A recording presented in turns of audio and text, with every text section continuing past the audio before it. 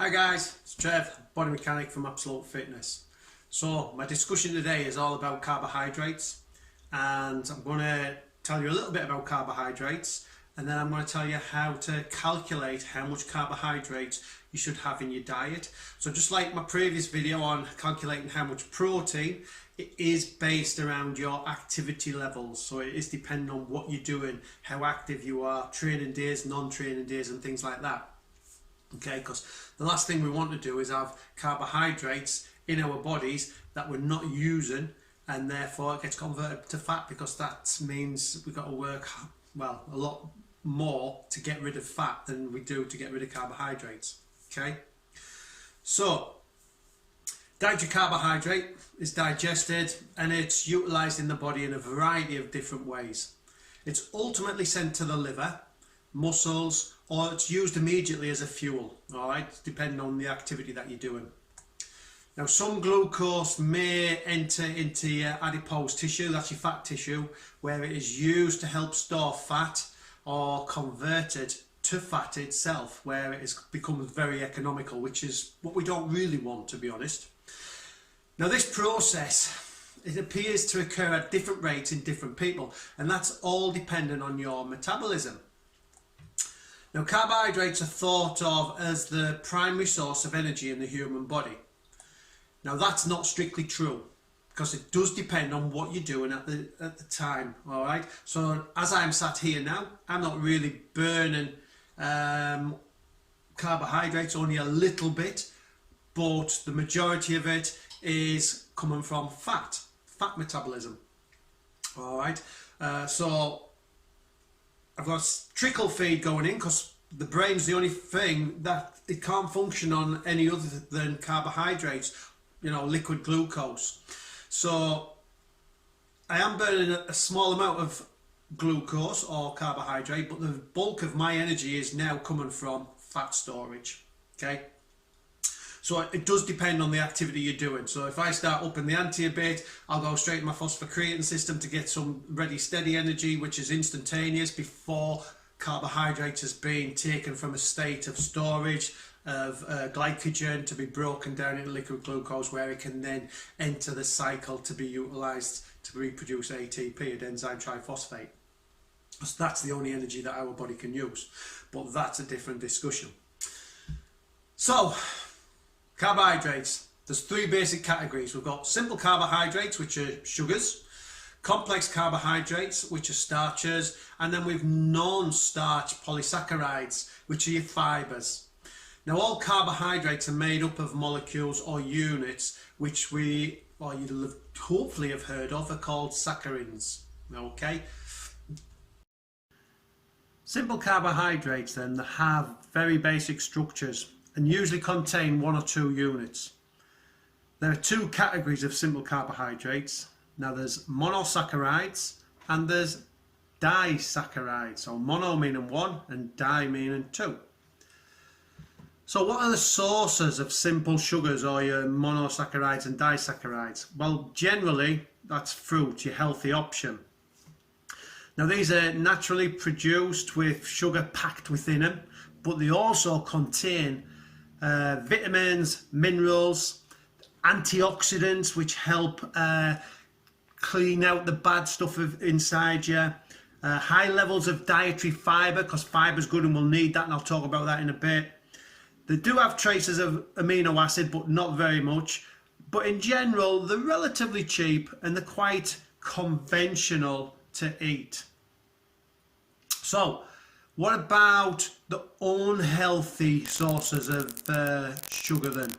So our unhealthy sources, they contain excess sugar. For one thing, it's packed with it. It's generally processed, so it's low quality fat, what we call trans fats, and trans fats have no use in the body whatsoever. And I'll talk about trans fats if you look at my video on how much fat you should have in your diet. They contain no vitamins and minerals, and they adversely affect your insulin response, so they give you a massive sugar hit and then a massive crash afterwards. All right, so which isn't good. But they've contained these trans fats, and these trans fats have no use in the body. In fact, they actually harm the body. Okay. Complex carbohydrates are generally described as starches. Now they consist of many molecules or units of glucose joined together in long complicated chains, which we know as polysaccharides. Now once eaten, these polysaccharides are broken down into glucose. They are absorbed into the bloodstream and either stored as glycogen or metabolized and used within the body systems, depending on what we're doing at the time. Now they all provide energy, but their real dietary value comes from whether they are refined or unrefined. So complex carbohydrates, sources of unrefined would be things like wholemeal or whole grain products, whole grain rice, frozen vegetables, fresh vegetables, sweet potatoes, yams, pulses, quinoa. And the kind of properties that they give you is they are a good source of energy, they're a good source of dietary fibre, which we're going to talk about shortly, and a good source of vitamins and minerals. And they are a slow, sustained insulin response. So they give out slowly, which is great because we never get that sugar rush, but we get a nice steady supply of glucose into the system, which keeps us going and going and going. So, sources of refined carbohydrates also are white bread, white pasta, cakes, biscuits, pastries, rice cakes. There's some carbohydrate content of processed foods, white rice. Their properties then, yes, they're a good source of energy, but they're deficient in dietary fibre. They're largely stripped of their vitamins and mineral content, and they produce a fast insulin response. So you keep hearing me talk about fibre. So what do we mean by fibre? Well, fibre is the indigestible plant material or the part of the unrefined carbohydrate foods which we are unable to digest as we lack necessary enzymes to be able to break them down. Now, fibre does not provide us with any energy whatsoever, but it is vital for a healthy body. Now, it aids transportation of food through the digestive system, and it helps bind cholesterol together, and it's carried out via our stools, or our shits in other words. Now, there are two kinds, the soluble and insoluble. So soluble fibre is generally dissolved in water. It's found on the inside of the plant, and it comes from things like fruit, broccoli, pulses, oats, barley, things like that. Now, insoluble fibre does not dissolve in water. It's found in the outer protective skins of plants or fruits. So fruit skins, vegetable skins, outer coating of grains. So we'll keep hearing about this glycemic index. What is it? What does it mean? So the glycemic index classifies a food by how high and for how long it raises your blood sugar glucose levels. And that's what we mean by the glycemic response. Now, glucose or white bread is the reference point of all foods, and it is given a rating of 100. And basically white bread gives quite a fast insulin response, so I get quite a spike from it, okay, before I have a crash. But I'm going to go into it a bit more now. So when we were looking at bread being the main number, bread is in the high category. So it's got a rating of 100, white bread, so it's 70 plus into the high category. So that's what we're talking about when we say try to avoid that or limit the amount that you get in it. Medium category is moderate levels, 55 to 69. And again, we argue caution when using these. Try to not have, again, too much. Very little of the high, a bit, but not loads of the medium. But try and stick to the low glycemic foods. So low glycemic foods have a rating of 0 to 54, and they're ideal for you to consume. So on the screen, you can see a bit of a table, and we've got snacks, starch, vegetables, fruit, dairy, I should say, not dairy, dairy. All right, and it's giving you a GI rating, so like pizza, GI rating of 33, a chocolate bar is 49, pound cake 54. As I scale down there, you've got some kind of bean, which is 80, and pretzels, which people eat a lot of, 83, so it's quite high up. But pizza is quite low down. But then you've got to then look at other elements of the pizza. So what's the trans fat element of it? You know, how much protein does it have, and things like that, to decide, well, yeah, it might be low on the glycemic index rating, so it's giving us out a slower insulin release, which is good. However, it's still got a lot of negative values to it. So you can pause this video and have a little look at all these, what they're at and what they are.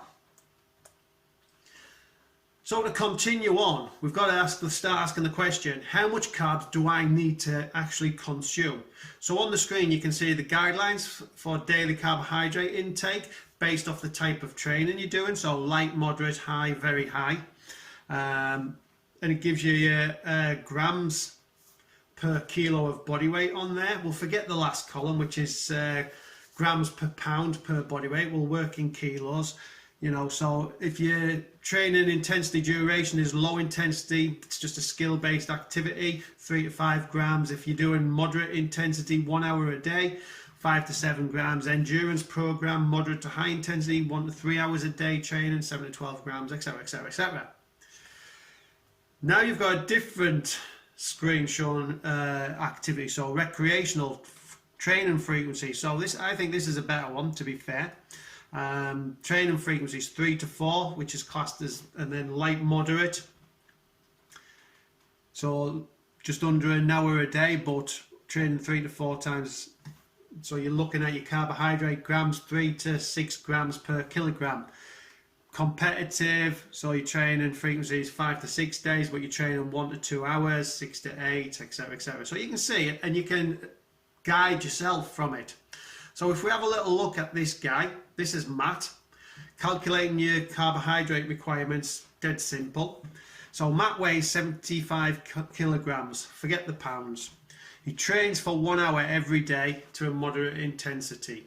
Okay, so if we now look at this table again, moderate intensity, 1 hour a day, he should be consuming 5 to 7 grams per kilogram of body weight.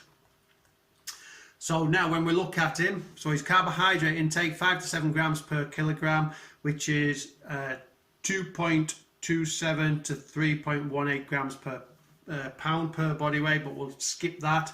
His daily carbohydrate needs is going to be worked out 75 kg times 5 grams, which equals 370 grams of carbohydrate, and we need to calculate the 7 grams bit, so 75 kg times 7 grams, which is 525 grams.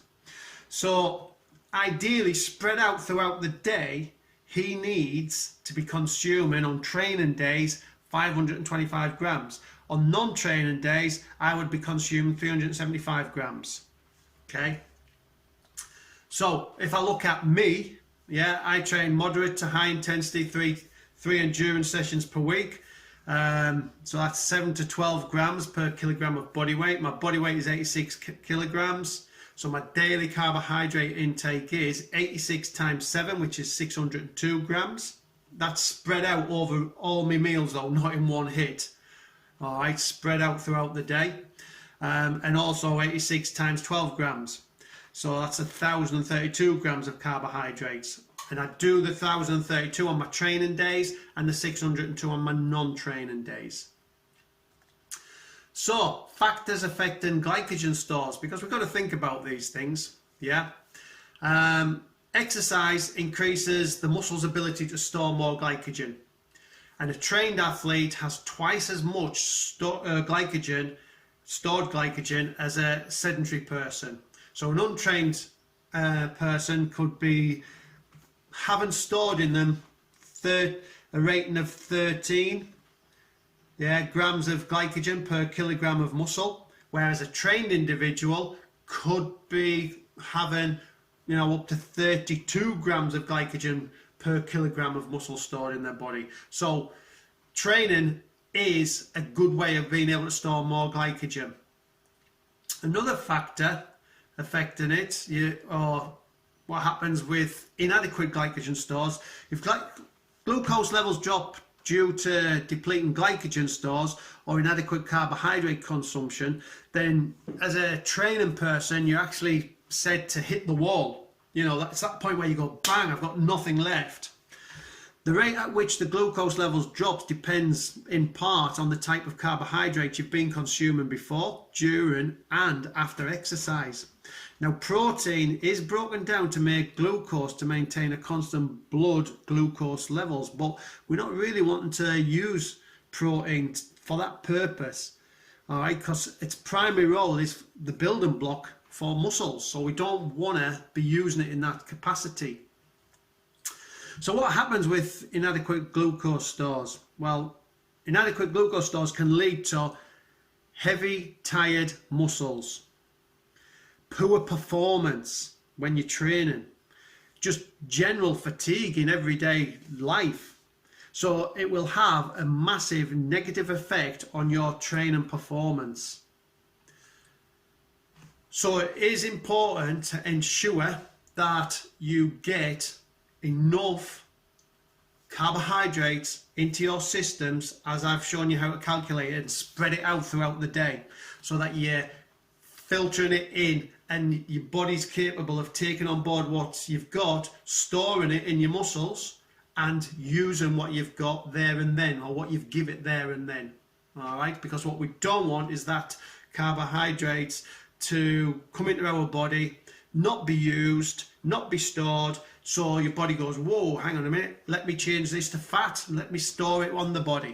Okay, so make sure you calculate your carbohydrate requirements, guys, and make sure you get it spot on and spread it out throughout the day. Hope you've enjoyed this video about how to calculate them. Like I say, if you haven't seen my protein one, check out my protein, and if you haven't seen my fat one, check out my fat one. Catch you all later.